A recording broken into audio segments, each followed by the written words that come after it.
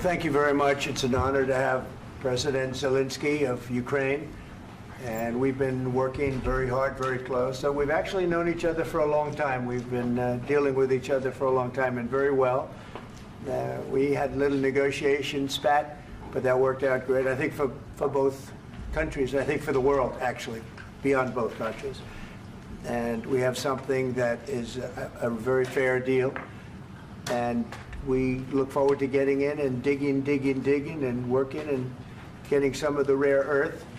But it means we're going to be inside, and it's a big commitment from the United States, and we appreciate working with you very much. And we will continue to do that. We have had some very good discussions with Russia. I spoke with President Putin, and we're going to try and bring this to a close. It's something that you want and that he wants. We have to negotiate a deal. But we've started the confines of a deal, and I think something can happen. The big thing is the number of soldiers, mostly at this point, but soldiers being killed. You're losing thousands of soldiers. So on both sides, we're losing a lot of soldiers, and we want to see it stop. And we want to see the money get put to different kinds of use, like rebuilding. And we're going to be working very hard. But we've had a lot of very good conversations. I will say until we came along, the Biden administration didn't speak to Russia whatsoever. They didn't speak to anybody. They just allowed this to continue. And I will say that, I'll say in front of you, you've heard me say it 1,000 times, if I were president, this war would have never happened. We would have had a deal negotiated for you without having to go through what you've gone through. But your soldiers have been unbelievably brave. We've given them great equipment, but somebody has to use the equipment. They've been unbelievably brave, and we give them great credit. This was supposed to be over very quickly, and here we are 3 years later. So I give tremendous credit to your generals and your soldiers and yourself in the sense that it's been very hard fighting, very tough fighting. They're great fighters.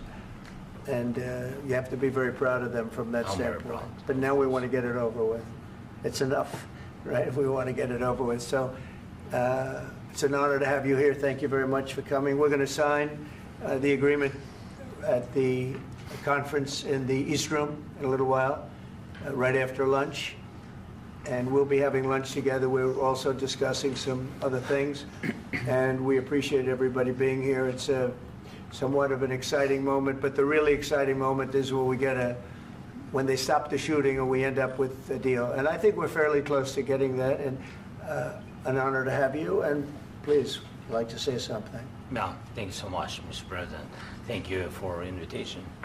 And really, I hope that this first document, will be a first step to real security guarantees for Ukraine, our people, our children. I really count on it. And of course, we count that America will not stop support. Really, for us, it's very important to support and to continue it. I want to discuss it with details further during our conversation, and of course, the infrastructure or security guarantees. Because for today, I understand what Europe is ready to do. And of course, I want to discuss with you what the United States will be ready to do. And I really count on your strong position to stop Putin. And you said that enough with the war. I think that is very important, Ben, to say these words to Putin at the very beginning of war, because he is a killer and terrorist. But I hope that together we can stop him. But for us, it's very important to, to save our country, our values, our freedom and democracy, and of course, no compromises with the killer about our territories, but it will be later. And of course, what I wanted, we spoke about it by phone with you, about the drones production. We have very good drones production. I think the best one in the world for today because of the war. Yes, and of course, we need very much the air defense. You have the best air defense in the world, and really you helped us under attacks of Russians, and I want to speak how we can exchange the licenses. We're open to share the licenses of all our drones with you, of course, with the United States, and we need licenses for quick production of air defense. Even after the war, we need our nation to be calm, that we are secure. So that's why we need this air shield. And of course, about this I want to speak about the contingents. I think that France and UK already spoke to you, and we know that Europe is ready, but without the United States, they will not be ready to be as strong as we need. And the last point, last not least, about exchange, about our people and children. And you know that these crazy Russians, that they stolen 20,000 of children, Ukrainian children. They changed their names, they changed their families, relatives, and now they're in Russia. We want to bring them back, and really, it's a big dream, task, and goal for me, and our warriors. By the way, Mr. President, we released more than 4,000 warriors from Russian prison, but there are thousands more in the prison. I wanted to share with you some images. How it's I've just can I now? Yeah, please. Some minutes, 1 minute, 1 minute. Just you to understand in what circumstances, in what situation they are, and what the attitude of Russia to our prisons. That guys, just you before and after. And you see before and after, just you to understand. Now thousands of such guys, ladies and men, there, and that, so they don't eat, they beat them, and they, do a lot of, bad things. So out of, even during the war, there are rules. Everybody knows there are rules during the war. So these guys, they don't have any rules. You see that, 50, 60 kilograms left, and a lot of such things. And I didn't want to show you what the changes with images of children, because I will just share with you. And I mean, it's looking tragic. Yep, that's tough stuff. Yeah, I wanted very much to give you, and you see. Yeah. This is pastor, by the way. They stolen pastors because it's not Russian church. They stolen pastors and moved pastors to the prison. At the end of last year, we brought 3 pastors, and we could exchange them. And this is pastor, you see. Yeah, that's tough. Yeah, so I mean, this I wanted to show you, and this. So thank you very much. We want to get that ended, right? Yeah, of course. We And want. I think we will. And We have to, of course. do you have any questions, please? Mr. President, Thank you, Mr. President.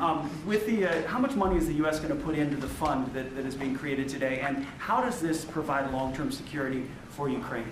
Well, we don't know exactly how much, because we're going to be putting some money in a fund that we're going to get from the raw earth that we're going to be taking and sharing in terms of revenue. So it's going to be a lot of money will be made from the sale and from the use of raw earth. And as you know, our country doesn't have much raw earth. We have a lot of oil and gas, but we don't have a lot of the raw earth. And what we do have is protected by the environmentalists, but that can be unprotected, but still it's not very much. They have among the best in the world in terms of raw earth. So we're going to be using that, using it for all of the things we do, including AI and including weapons and the military, and it's really going to very much satisfy our needs. So it's something that just worked out really well. We have a lot of oil, and we have a lot of gas, but we don't have raw earth. So this has just about every component of the raw earth that we need for computers, for all of the things we do. This puts us in great shape. And on long-term security for Ukraine, how does this provide it? I think they're going to have great luck. I think once we make the agreement, that's going to be 95% of it. They're not going to go back to fighting. I've spoken with President Putin, and I feel very strong. I've known him for a long time, and I feel very strongly that they're very serious about it, and we'll make a deal. And when the deal is made, I don't think we talk about security. Everyone's talking about the other day. All they talked about was security. I said, let me make the deal first. I have to make the deal first. I don't worry about security right now. We have to have a deal, because right now, last week, 2,000 soldiers died on both sides. 2,000, and they're losing 1,000, 2,000, 3,000 a week. So as we sit here and we talk, people are getting shot and dying on the battlefield. And they're not American soldiers, but they're Russian soldiers and they're Ukrainian soldiers, and we want to be able to stop it. And we want to be able also to spend money on other things. We don't want to, this is a tremendous amount of money. And what the Biden administration did was terrible. They were giving money, but he had no security on the money. Europe, as you know, gave much less money, but they had security. It was in the form of a loan.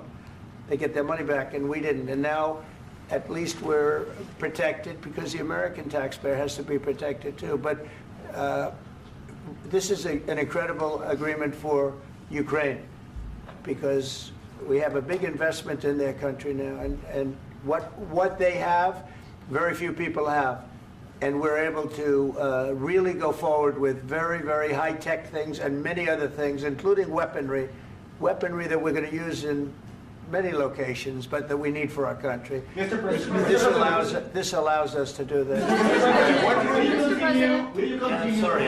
sending military aid? Yes, go ahead, please. If I can just, yes. In the document, there is one of the very important points.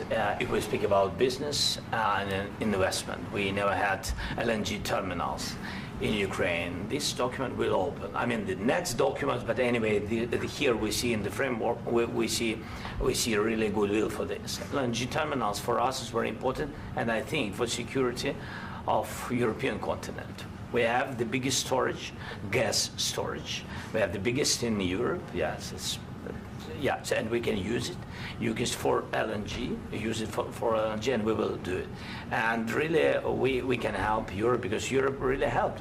President Trump said that they made less support, but they are our friends, and they are our very supportive partners. They really gave a lot, Mr. President. They did. They gave a lot, but they gave much less. No. Much less. No. No. No, not you. No. Okay. Okay.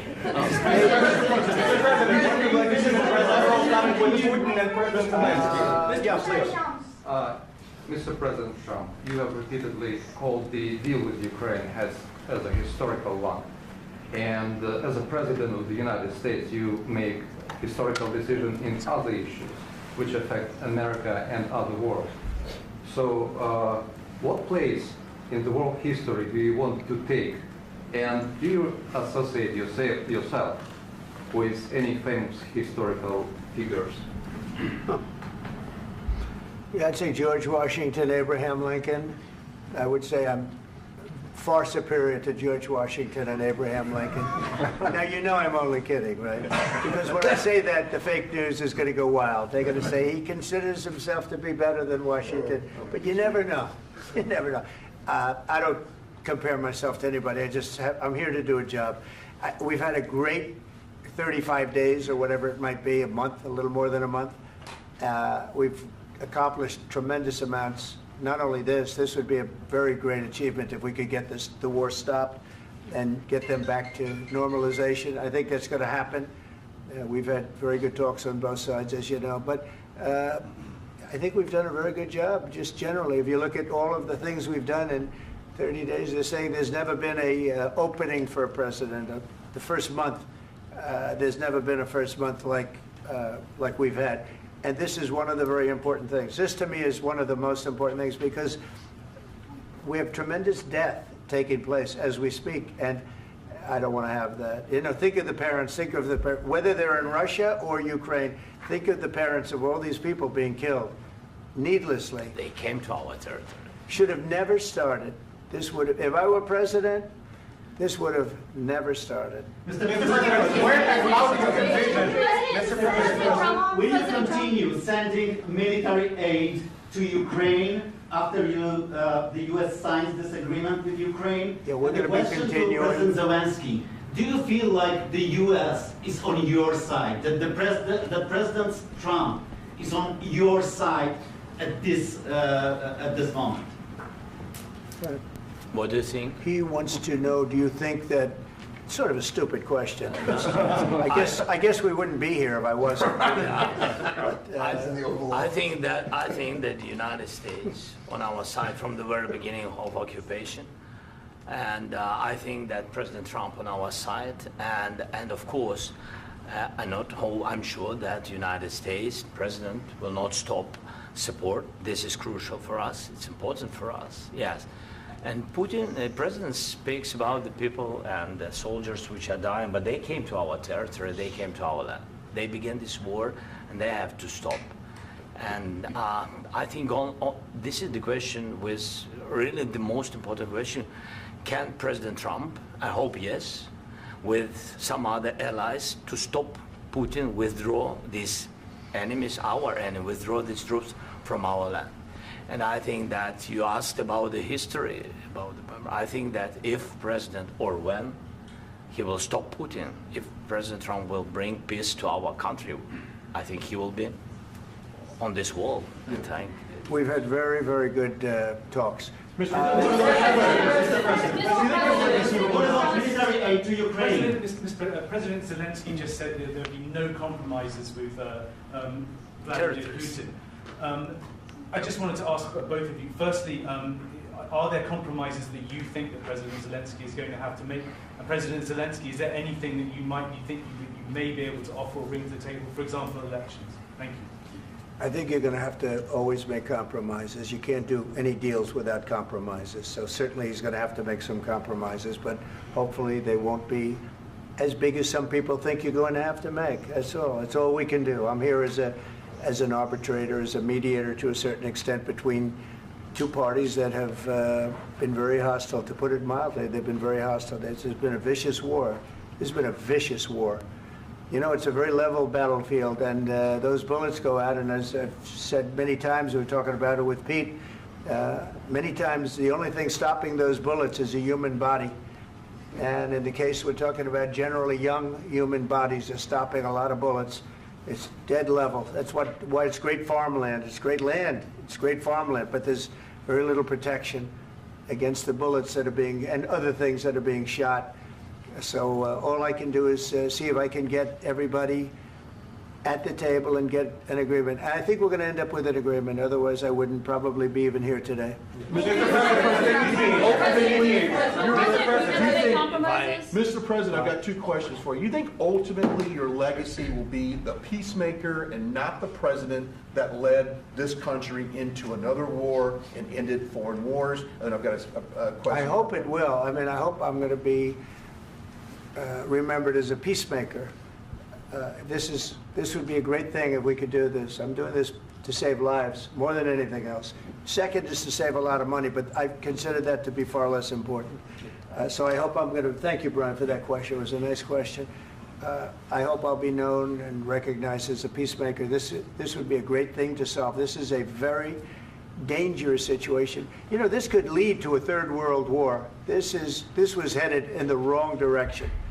If this election were lost, if we didn't win this election, and we won it by a lot, that was a mandate. We won every swing state. We won the popular vote by millions and millions of votes. We won everything.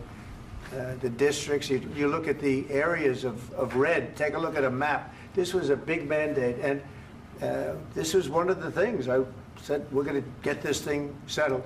If we didn't win, I think this could have very well ended up in a third world war, and that would not have been a good situation. What was your second question? And my second question for President Zelensky, why don't you wear a suit? You're at the highest, why don't you wear a suit? You're at the highest level in this country's office, and you refuse to wear a suit. Just want to see if do you own a suit? Yeah, problems. A lot of Americans have problems with you not respecting the dignity of this office. I will wear a costume after this war will finish. Okay. Yes, maybe one. Maybe something like this. Something like yours. Yes. That'd be great. Maybe something better. I don't know. Yeah. We will see. Maybe something cheaper than. Yeah. Thank you. Thank you. President Trump. Thank you, President Trump. You said yesterday that you have. Are you going to send more arms to Ukraine in case there's no peace? Yeah, we're going to have arms to Ukraine. Yeah, sure. Hopefully, I won't have to send very much because hopefully we're going to have it finished. We're looking forward to finishing this quickly. We're not looking forward to sending a lot of arms. We're looking forward to getting the war finished so we can do other things. But we very much appreciate the agreement because we needed what they had, and we're treating, you know, our country is now treated fairly. Biden didn't do that. He didn't know what the hell he was doing. This should have never happened. This should have never started. But, you know, sure, the answer is yes, but hopefully we won't have to send much because I'm looking forward to getting it done quickly, very quickly. Does that mean you'll provide security guarantees, Mr. President? I don't want to talk about security yet because I want to get the deal done. You know, you fall into the same trap like everybody else. A million times you say it over and over. I want to get the deal done. Security is so easy. That's about 2% of the problem. I'm not worried about security. I'm worried about getting the deal done. The security is the easy part. Security is very nice. Everybody stopped shooting. And now will Europe put people there? I know France is going to. I know the UK is going to. I know other countries are going to, and they happen to be right next door. We haven't committed, but we could conceivably. You know, we have security in a different form. We'll have workers there digging, taking the raw earth so that we can create a lot of great product in this country. So in that sense, you have something, but we haven't determined that yet. I will say, in speaking to France and in speaking to, and they were here, as you know, last week and just the other day, they have committed to a lot of security. I don't think you're going to need much security. I think once this deal gets done, it's over. Russia's not going to want to go back, and nobody's going to want to go back. When this deal ends, I really believe this deal is going to be over. Question? Yeah, please go ahead. Thank you. Go ahead. Thank you, sir. Mr. President, thank you. You had Mr. Macron and Keir Starmer at the White House this past week, both of whom praised your courage and conviction to lead the pathway towards peace. Yes. Part of that involved, though, re-engaging Russia in diplomatic relations, something that previous leaders lacked the conviction to do so. What gave you the moral courage and conviction to step forward and lead that? Well, I love this guy. Who are you with? One American News, sir. Well, that's why I like him. One American News does a great job. I like the question. I think it's a very good question. It's a pathway to peace. It's a pathway to getting something solved. And I feel that as the head of this country, I have an obligation to do that. Plus, you know, we're very much involved. We got involved. It's too bad we got involved because there should have been no involvement because there should have been no war. And there shouldn't have been October 7th. That would have never happened. As you know, Iran was broke. They had no money to give to Hezbollah. They had no money to give to Hamas. They were stone cold broke. And then under Biden, they became rich as hell. They went from no money to $300 billion in a period of 4 years. And they gave a lot of that money away, and you see what happened. And that's a real mess also that we hope to be able to solve. But no, I appreciate your question very much. I feel I have an obligation to try and do something to stop the death. If I can answer, yes, if I can answer, Please, sorry, go ahead. please. And I do like your clothing, by the way. Yeah, really? Even though I think he's a Yeah? great guy, by the way. But I don't know if you two like each other. But you know what? I think he's dressed. I like this guy. I don't know I think him. he's dressed beautifully. So I have more serious things than answer on such Yeah, questions. sure, that's I a will good- answer on more serious that's a good questions if statement. I can. That's good. Yeah. So please, about security guarantees and about just ceasefire. We can't just speak about ceasefire and speak and speak. It will not work. Just ceasefire will never work because I'm like the president. I have this experience, and not only me. Ukraine before my presidency, from the 2014, Putin broken 25 times. 25 times he broken his own signature. 25 times he broken ceasefire. But he never broke to me. He never broke to No, me. you were the president. He You never were the broke- president he during. never broke to me. In 2016, you've been the president, Mr. President. You've been the president, but he had, of course, not with you, but he had during those periods. He had conversations with our side, and we had Normandy format. You know, the France, Germany, Ukraine, and Russia, and he broken 25 times. That's why we will never accept just ceasefire. It will not work without security guarantees. Security guarantees, maybe President is right about this document and other, but this document is not enough. Strong army is enough because his soldiers afraid, Putin's soldiers afraid of our soldiers when we're strong enough. If we are not strong enough, if we are empty, if our storage is empty, we can't defend our land. Today, you know, he knows that we have all the world knows that we have meeting. Yes, why he's using ballistic? Putin today using ballistic on our hospitals, schools, and etc. Ballistic. So he knows that we are here and that President Trump is really have goodwill to stop this war. And you hear now the president. So why he's using? So he doesn't want to stop. He doesn't want. But I hope that we will do it. Really, we'll do it.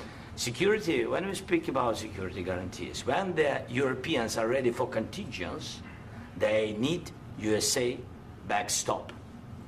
If there will not be United States, we will not never have any contingents, strong contingents from the Europeans, because they don't want to divide alliance connection between the United States and the main and strongest ally and Europeans. And this is crucial, this is important. That's what we want to speak about very much. This is very important. And air defense. So air defense, really, we have big deficit with all these systems, and we need to provide this. We need it very much. Otherwise, Putin will never stop, and will go further and further. He doesn't want. He hates us, you know? It's not about me. He hates Ukrainians. He thinks that we are not a nation. He thinks, and he shared these thoughts, I think maybe with your team also, I don't know. But with all the Europeans, in media, officially and not, he always said that there is no such country, such nation, such language, and such life like Ukrainian. No, he really doesn't respect all the Ukrainians, and he wants to destroy us. And you are right, Mr. President, that's 2%. This document, maybe other documents, it's a very good start, very good, but it will not enough to stop this person. Should Russia pay to rebuild Ukraine? Mr. President, under these Should Russia pay to rebuild Ukraine? They have to pay. This question. This is the rule. This is the rule of the war. This is the rule of the war. During all the centuries, all the history, this is the rule of the war. Who began, those pay. Do you agree? This is the rule. Putin began this war. He has to pay all money for innovation. He has to pay. Of course, some Russian assets, what we have in Europe, about 300 billion, we can use them. We can use for innovation and buy military support from the United States also. We can do it, but it's not enough. It's not enough. President, under these circumstances, do you envision a trilateral summit with Putin and President Zelensky? Wait 1 second. I asked this question that you didn't like because I wanted to know if you want to position yourself in the middle between Russia and Yes. Ukraine, or on the Ukraine side. No, I'm in the middle. I want to solve this thing. I'm for both. I want to get it solved. And it's wonderful to speak badly about somebody else, but I want to get it solved. If we can solve it, great. If we can't solve it, they're going to have to fight it out, and who knows what's going to happen. But I want to see it get solved. May I follow up? One more question about U.S. troops in Europe. After Russian invasion of Ukraine, your predecessor sent additional troops to Eastern Europe, including Poland, my country. Yeah. Are you committed to keeping these troops on the eastern flank of NATO in the future? I'm very committed to Poland. I think Poland has really stepped up and done a great job for NATO. As you know, they paid more than they had to. They are one of the finest groups of people I've ever known. I'm very committed to Poland. What about Baltics? Poland's in a tough neighborhood, you know. What about the Baltics? The Baltics, they got a lot of, it's a tough neighborhood too, but we're committed. We're going to be very committed, and we're committed to NATO. But NATO has to step up, and the Europeans have to step up more than they have. And I want to see them equalize, because they are in for far less than we're in, and they should be at least equal. You understand that? Why is the United States, we have an ocean in between, why is the United States in for so much more money and other things as Europe? With that being said, and as you said, they've also been obviously very helpful, but we have put in far more than they have, and I think they should equalize. Mr. President, Please, go ahead. About the agreement again today, what changed between the first time that Secretary Bessent gave President Zelensky the agreement and today for the signing? We made a deal. So What was the I'm just- deciding factor? I'm a business person. We made a deal. That's what changed. A lot of the minerals. I didn't think we were going to make a deal, and We ended up making the deal, so that changed. Mr. President, what and how do you envision a trilateral summit with President Zelensky and Putin? I don't know, under but these well, they circumstances? don't like each other, I can tell you that. Okay? They do not like each other. This is not a love match, and it's unfortunate. That's why you're in this situation. The United States should not have allowed this to happen, okay? The United States, run by a man that didn't know much, I'm going to be very nice, run by an incompetent person, very incompetent person, should never have allowed this to happen. I've stopped wars. I've stopped many wars. My people will tell you, I stopped wars that nobody ever heard about. I stopped wars before they ever started. You can look at some of, I could give you a lot of nations that would tell you right now they were probably going to war. I could tell you right now there's a nation thinking about going to war on something that nobody in this room has ever even heard about. Two smaller nations, but big, still big. And I think I've stopped it. But this should have never happened. Mr. President, About sorry, just a second. About any negotiations. First of all, I want really to tell you, and I think that everybody understands that Ukraine, more than Ukrainians, nobody wants to stop this war. But at the future, any negotiations, it's understandable that two sides of the war, not Russia and the United States, because this is not the war between Russia and the United States. This is war of Russia against Ukraine and Ukrainian people. So these two sides will be at the anyway will be at the negotiation table. Then of course United States, like the strongest partner of the Ukraine, and of course Europe. I think Europe is very important. I want to speak about it with the president. Yes, Europe is very important for us because we really defend Europe for today. All Europeans really recognize that we are defending line, and they have real life, and our people are dying. That's why they helped us. And also, it's about the need. Yes, between, like the president said, you have big, nice ocean. Yes, between us. But if we will not stay, Russia will go further to Baltics and to Poland, by the way. But first to the Baltics. It's understandable for them because they've been in the USSR. You know, they've been one of the republics of the USSR, and Putin wants to bring them back to his empire. It's a fact. And when he will go there, if we will not stay, you will fight. Your American soldiers, it doesn't matter, do you have ocean or not, your soldiers will fight. Mr. President, would you be willing to visit Ukraine, maybe Kyiv or Odessa, which is known to be at the riviera of the Black Sea? It was my question. I'm sorry. I don't want to talk about Odessa now. Let's not talk about Odessa. I want to talk about making a deal, getting peace. We don't have to talk about Odessa, but a lot of cities have been destroyed. A lot of cities that are not recognizable. There's not a building standing. No. And a lot of things have Mr. to happen. President, you have to come and to look. No. We have very good cities. Yes, a lot of things have been destroyed, but mostly cities alive, and people work, and children go to school. Sometimes it's very difficult. Sometimes closer to front line, children have to go to underground schools or online, but we live. Ukraine is fighting, and Ukraine lives. This is very important. And maybe it's Putin is sharing this information that he destroyed us. No, he lost 700,000 people, 700,000 soldiers. He lost everything. Yes. So. Mr. President, one more. I mentioned Poland. Please, go ahead.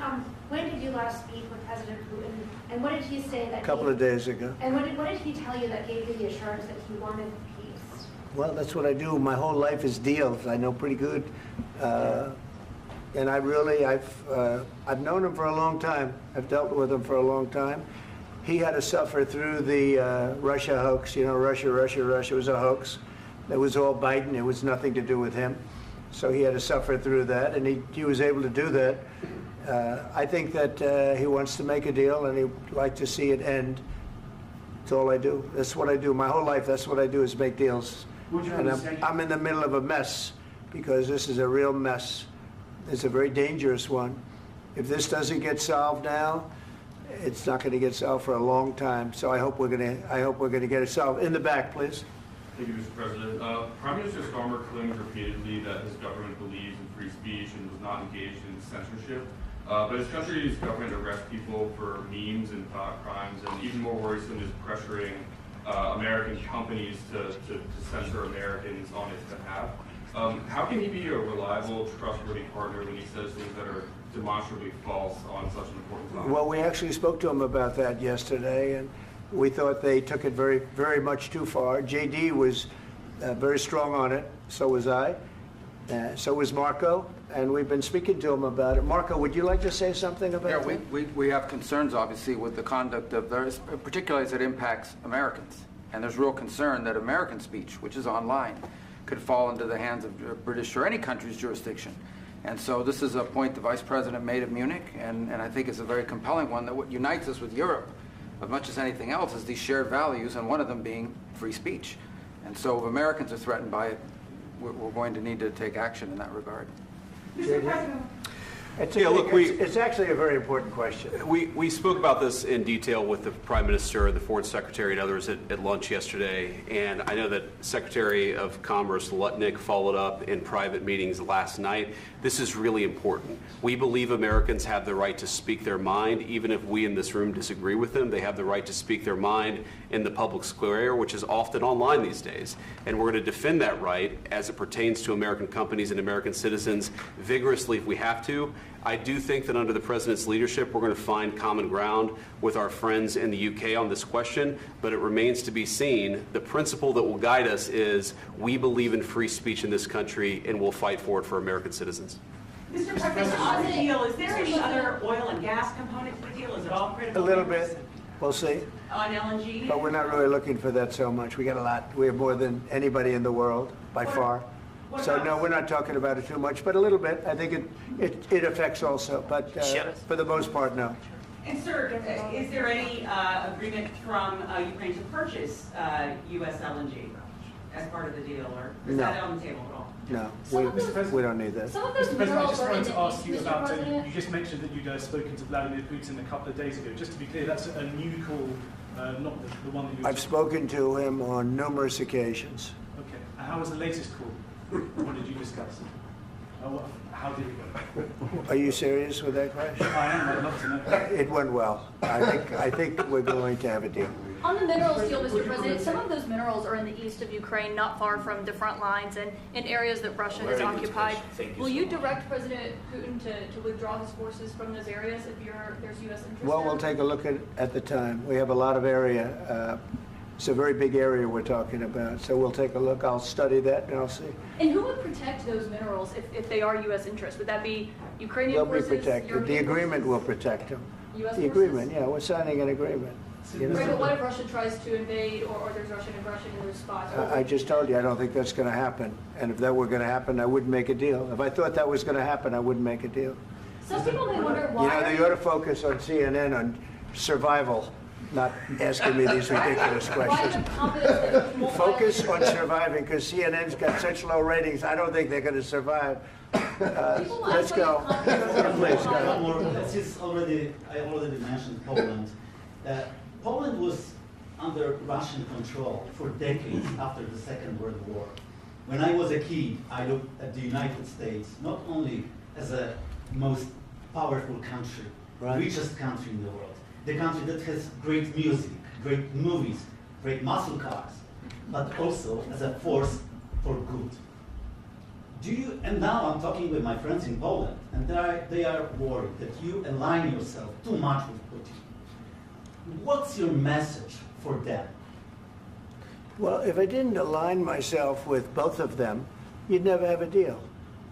You want me to say really terrible things about Putin and then say, "Hi, Vladimir, how are we doing on the deal?" That doesn't work that way. I'm not aligned with Putin. I'm not aligned with anybody. I'm aligned with the United States of America. And for the good of the world, I'm aligned with the world.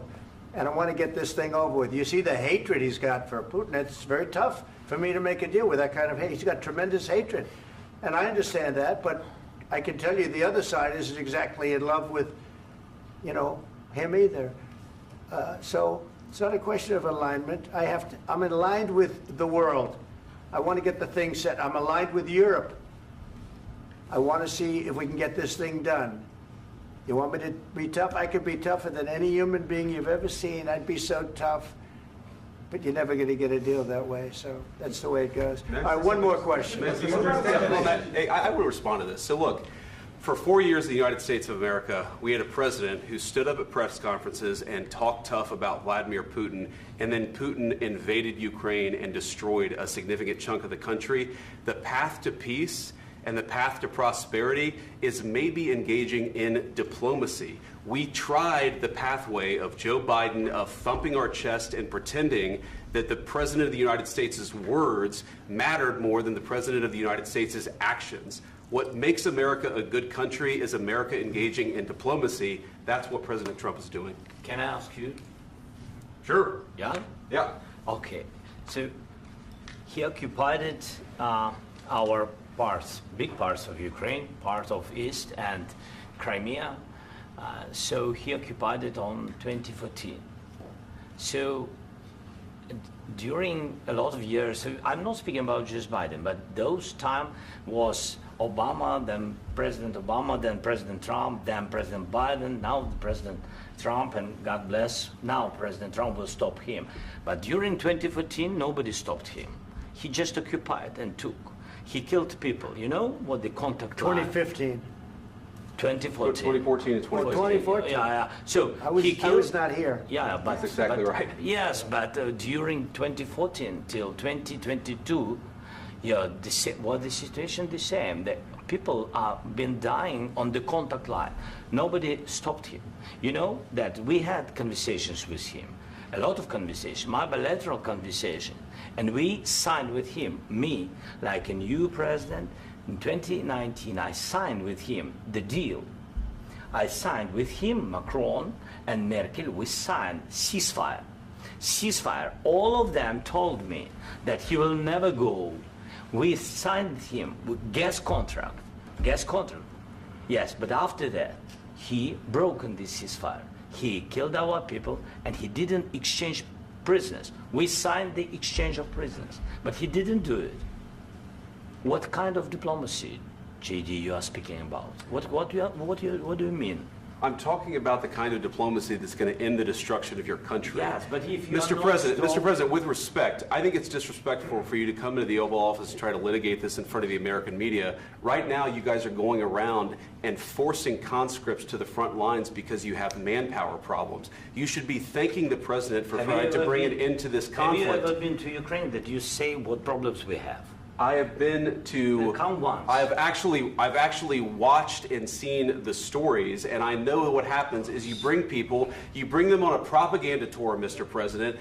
Do you disagree that you've had problems bringing people into your military? And do you think that it's respectful to come to the Oval Office of the United States of America and attack the administration that is trying to prevent the destruction of your country? A lot of questions. Let's start from the beginning. Sure. First of all, during the war, everybody has problems. Even you, but you have nice ocean and don't feel now, but you will feel it in the future. God bless. You don't know that. God bless. You don't God know bless. that. You will not have a war. Don't tell us what we're going to feel. We're trying to solve a problem. Don't tell us what we're going to feel. I'm not telling you. Because I'm you're in no answering on position this to question. dictate that. That's Remember exactly what this. you're doing. You're in no position to dictate what we're going to feel. You We're going to feel very you will good. Feel influence. We're going to feel very I'm good and telling very you, strong. You will feel influence. You're right now not in a very good position. You've allowed yourself to be in a very bad position, and he happens to be right about it. From the very beginning of the war. You're not in a good position. I You don't have the cards right now. With us, you start having not playing cards. cards. Right now, you don't. I'm You're playing serious, cards. Mr. President. You're I'm playing very cards. serious. You're I'm gambling the with the president lives in of war. millions of people. You're you- gambling with World War III. what you're You're speaking gambling about? with What you're World speaking War about? III. And what you're doing is very disrespectful to the country, this country. That's with back all to respect to you. your Far country. more than a lot of people said very they respect. should have. Have you said thank you once? This A lot entire of meeting? times. No, in this Even entire meeting, today. have you said thank Even you? today. You went to Pennsylvania and campaigned for the opposition in October. Offer some words of appreciation for the United States what of you're speaking America about? and the president who's trying to save your country. Please, you think that if you will speak very loudly about the war, you He's can... not speaking loudly. He's not Yeah. speaking loudly. Your country's Can I- in big can I- trouble. Can I Wait a answer? minute. No, Can you've I done a lot answer? of talking. Your country is in big trouble. I know. You're not I winning. know. You're not winning this. You have a damn good chance of coming out okay because of us. Mr. President, we are staying in our country, staying strong from the very beginning of the war. We've been alone, and we are thankful. I said thanks You haven't in been this alone. cabinet, You and haven't not been only alone. in this We cabinet. gave you, through I this said stupid thank- president, $350 billion. You We voted gave for you your military president. equipment, You and you voted men for are your brave, president. but they had to use our military. What about West If people? you didn't have You our invited military me- equipment, you invited if me you to didn't speak- have our military equipment, this war would have been over in 2 weeks. In 3 okay? days, I heard it from Putin. In 3 days, this is something Maybe new. less. In 2 weeks, of course, yes. It's going to be a very hard thing to do business like this. I Again, tell you. just say thank you. I said a lot of times thank you to American people. Accept that there are disagreements, and let's go litigate those disagreements rather than trying to fight it out in the American media when you're wrong. We know that you're wrong. But you see, I think it's good for the American people to see what's going on. I understand, sir. I think it's I very understand. important. That's why I kept this going so long. You have to be thankful. You don't have the I'm cards. thankful. You're buried there. Your people are dying. tell you You're again, running I low know. on soldiers. Don't- Listen, don't, please, you're running Mr. low on President. soldiers. It would be a damn good thing. Mr. And then President. then you tell us, I don't want a ceasefire. I don't want a ceasefire. I want to go and I want this. Look, if you could get a ceasefire right now, I tell you, you take it so the bullets stop flying and your men stop getting killed. Of course, we want to stop the war. But you're I saying said- you don't want a ceasefire. But I said to you, I want a ceasefire. with guarantees. Because you'll get a ceasefire faster than an agreement. Ask our people about ceasefire, what they think. That wasn't it doesn't with matter me. for you what That what wasn't this with me. means. It That was wasn't with you. a guy named Biden who was not a smart person. This That is was your- with, this that is was with your Obama. president. It was your president. Excuse me. That was with Obama, who gave you sheets, and I gave you javelins. Yes. I gave you the javelins to take out all those tanks. Obama gave you sheets. In fact, the statement is Obama gave sheets and Trump gave javelins. You got to be more thankful, because let me tell you, you don't have the cards. With us, you have the cards. But without us, you don't have any cards. One more question to Mr. Vice President. I'm sorry. It's going to be a tough deal to make, Um, because the attitudes have to change. what if Russia breaks ceasefire? What if Russia breaks peace talks? What do you do then? I understand that it's a heated conversation right now. What are you but saying? what She's if asking, what if Russia Putin breaks the ceasefire? for the What if anything? What if a bomb drops on your head right now? But they have Okay? broken What if they ceasefire broke it? many I don't know. They broke it with Biden because Biden, they didn't respect him. They didn't respect Obama. They respect me. But what- Let me tell you, Putin went through a hell of a lot with me. He went through a phony witch hunt where they used him and Russia. Russia. You ever hear of that deal? That was a phony Hunter Biden, Joe Biden scam. Hillary Clinton, Shifty Adam Schiff. It was a Democrat scam. And he had to go through that. And he did go through it. We didn't end up in a war. And he went through it. He was accused of all that stuff. He had nothing to do with it. It came out of Hunter Biden's bathroom. It came out of Hunter Biden's bedroom. It was disgusting. And then they said, oh, the laptop from hell was made by Russia. The 51 agents. The whole thing was a scam. And he had to put up with that. He was being accused of all that stuff. All I can say is this. He might have broken deals with Obama and Bush, and he might have broken them with Biden. He did, maybe. Maybe he didn't. I don't know what happened. But he didn't break them with me. He wants to make a deal. I don't know if you can make a deal. The problem is, I've empowered you to be a tough guy. And I don't think you'd be a tough guy without the United States. And your people are very brave. But you're either going to make a deal or we're out. And if we're out, you'll fight it out. I don't think it's going to be pretty, but you'll fight it out.